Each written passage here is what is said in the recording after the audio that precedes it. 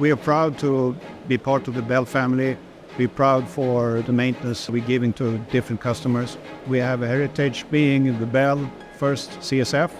The network you have with your supply centers and the product support engineering, it's outstanding. Bell's support has always been on the top and the highest standard.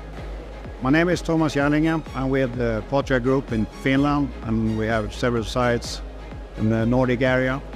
The history goes along with Lennart Osterman, who came over to Bell and saw, oh, Bell 47, that's something. Everyone should have a helicopter, not only a car. So he ordered some of the first Bell 47s, and we started as operating in the Nordic region, North Europe, early days. I think there were only up to 60 helicopters. But also, in order to continue operations, you need to maintain them. We're proud being the Swedish Police has done for 60 years. We feel that we get the feedback that we are recognized to be a good supporter for them.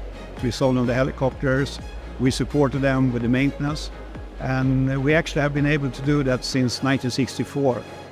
Everything boils down a little bit to also how you set the maintenance programs.